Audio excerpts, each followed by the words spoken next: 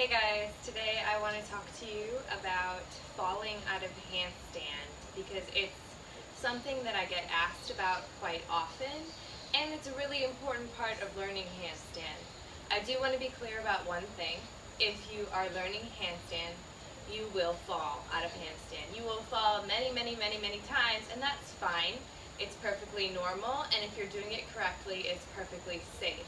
And the reason that we are going to fall out of handstand is while there are some drills that don't utilize jumping, that utilize the wall to climb our way up and find balance, once we start progressing to those freestanding middle of the room drills where we're kicking or jumping, unless you're one of those magical people who learns the handstand by pressing, there are a few of them, but us normal folk have to do some slight jumping or kicking. And when we are doing that, we are trying to jump or kick to the perfect position of stacking our hips just over or even just slightly past our shoulders. And it's a very small window. We extend that window slightly with the use of our fingertips, which kind of act like little spidering motions to help us calibrate and help us balance. So that's going to expand that window just slightly. But it's still a very small window, especially when you're first learning, you're not sure what's going on with your shoulder girdle or your core, and we're going to miss that window a lot. And when we miss it by not jumping hard enough, so not getting our hips up on top of our shoulders, well, that's easy. We just kind of come down the way we came. I know a lot of people don't necessarily have a fear of that because that's what their handstand practice feels like to them, just not kicking hard enough, and maybe they're physically not able to kick hard enough at this time, or maybe it's more of a mental thing, more of a fear aspect of not getting the hips up, because that's the other occurrence. If we jump too hard and we miss the window, we go all the way past the window, we're not able to calibrate with the use of our core and our fingers, now our hips have gone over our shoulders and we need a way to exit safely. And when you're learning to handstand, and you're doing these freestanding drills after a solid warm-up, remember wrist care, core control, strengthening the arms, strong legs. So after you do your warm-up, you might be doing 1 to 200 kick-ups, whether it's L kick-ups or the little tuck jump moves, and that's fine, that's perfectly safe. But if you're going to fall out of something 1 to 200 times a practice, you need a way to exit safely. And so that's why falling out of handstand, I really only recommend the pirouette or cartwheel fall. And it's kind of just what it sounds like. It's like an ugly cartwheel or a pirouette when our hips come past our shoulders that allow us to kind of twist, lightly torque the body, landing with bent knees and saving the shoulders. And I'm going to show it to you in slow motion, which is always an adventure. Then I'll show it to you in real time and kind of talk to you about how you can work your way out of it or work your way up to it. And then we will cover some other kinds of falls and why they're not my favorite. So the cartwheel or pirouette fall. Let's say I'm coming from an L handstand kick-up. And so from my L handstand kick-up, I'm looking where I'm going, right? Between my fingers, slightly in front of them, mostly with my eyes, because if I take my head out, I'm changing the position of my back. My legs are super strong here. I'm pushing the ground away. I'm wrapping my triceps for stability.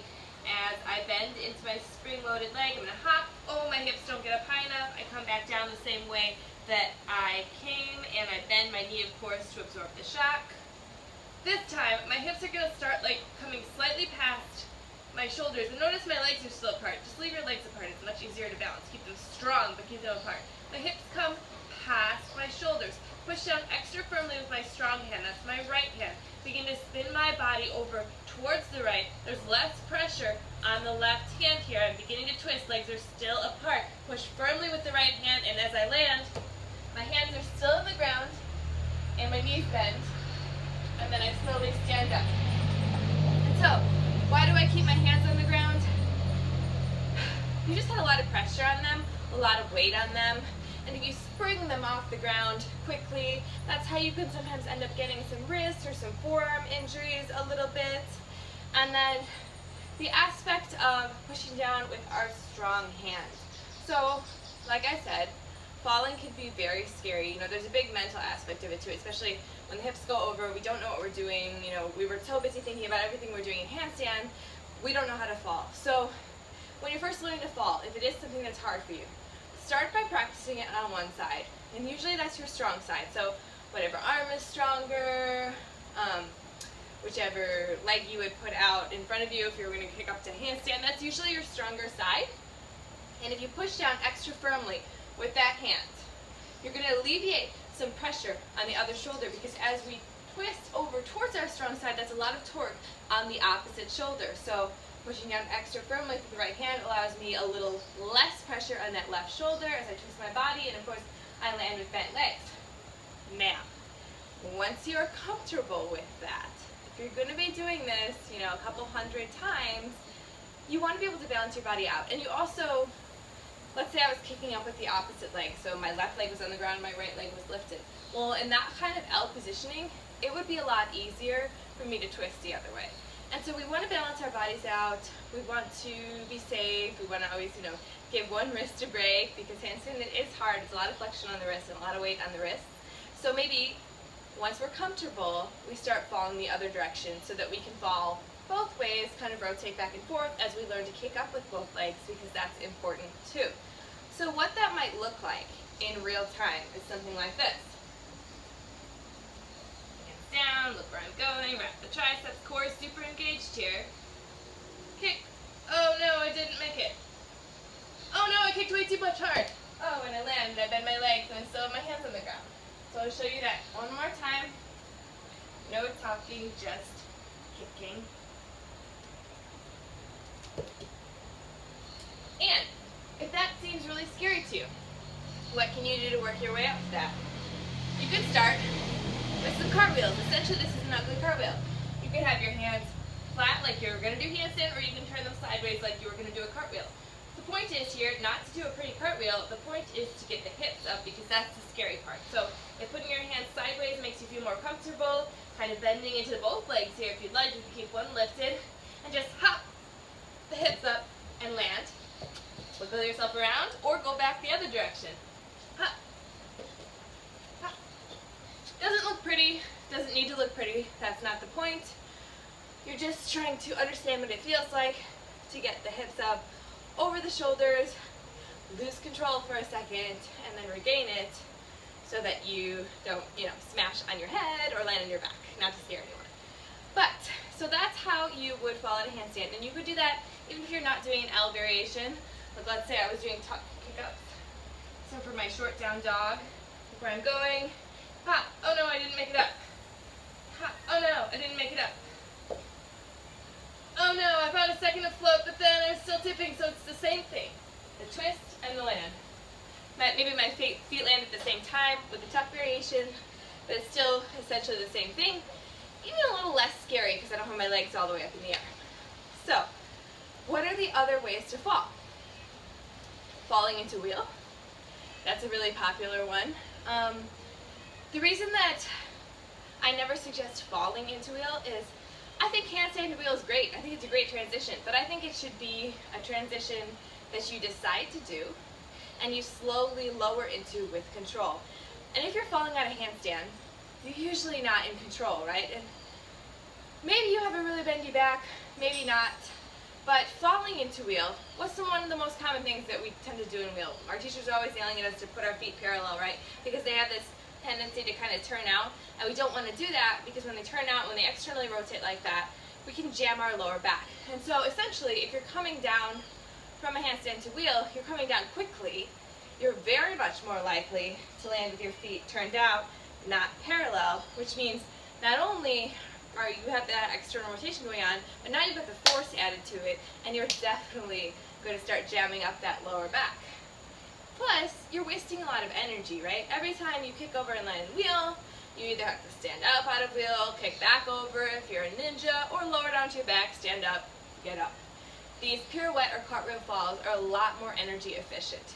Now, if you're one of those people who just cannot stop falling into wheel, maybe you're really, really bendy, you might want to do some more core before you do your handstands, because if you are really bendy, having extra core control can kind of help you keep that nice aligned position, almost like someone was going to punch you in the stomach and you just suck in. That's what you want, that slight tuck of the tailbone, that magnetization of these low ribs to the hip points. You want to be able to keep that. So doing some more core before you practice handstands might help you.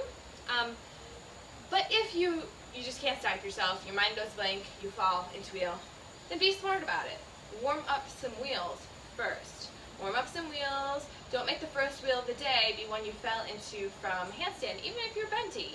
Warm up your quads, warm up your hip flexors, do some back bends, do some more shoulder work. You should be working on your shoulders anyway for handstand, but do some more if you tend to fall into wheel. And then do some core work, because after all those back bends, especially if you're bendy, you're going to need extra core integration to help you keep that straight line. Other options for falling. Well, there's the popular one where you just do absolutely nothing. And what happens when you do absolutely nothing and you fall out of handstand? You smack flat in your back. So let's avoid that one at all costs, right? And then the other option, it's a little bit iffy. It's not very popular in the yoga world, but it is outside of the yoga world, and that's rolling.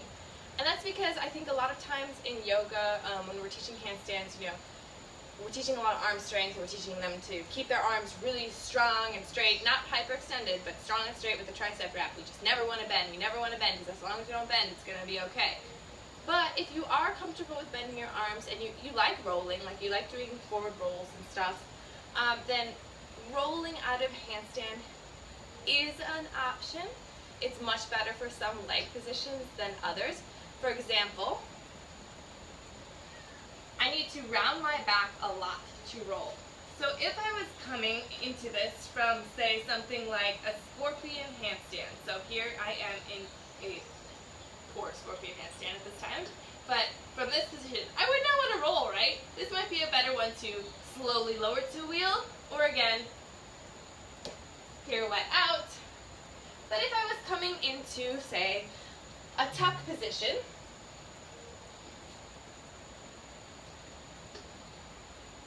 I'm already kind of rounded here, and I know I'm comfortable with bending, so I'm going to tuck my head deeply, trying to avoid my neck entirely, and roll. Now, if you want to be a roller, I recommend doing so on a soft surface, grass, a yoga mat, and really focus on tucking the head and rounding the back. Almost think like a cat spine, like puffing up your back like cat pose. That's what you want, so that you roll along the whole spine. You don't get that smack, almost like you're just doing nothing again from handstand. So those are some details about falling out of handstand. I do want to say one thing. If you're not ready even to do the cartwheel or pirouette fall, or it seems a little scary to you and you know that you're able to hop all the way up, but you just can't mentally get yourself to do it, utilize a wall. And this is not the best positioning for me to do this from, but I will just use one of these blocks. So if you come into an L hold with one foot against the wall, and you'd want to do this like flat against the wall, not at these awkward corners. But if I come into this L hold here, this is a great way for me to not jump, to get myself to practice my handstand positioning, and also to psych myself up to practice falling. So I can look where I'm going. Don't tilt your head because that makes it scarier. Look where you're going, mostly with your eyeballs. Don't crank the head out. Just look right past the fingertips. Reach up with this top leg, psych myself up, count to 1, 2, 3, and then practice falling down. Realize you probably didn't die. It's going to be okay. Do that a few times. Do that on the other side a few times. And then maybe start to get a little bit more comfortable with, trying it in the middle of the room. Or, yeah, that's pretty much it. All about how to fall out of handstand safely. I hope you guys enjoyed this. I'll be doing a bunch more videos on this channel, all about all kinds of things in yoga and all different levels. So thank you so much. Have a great day.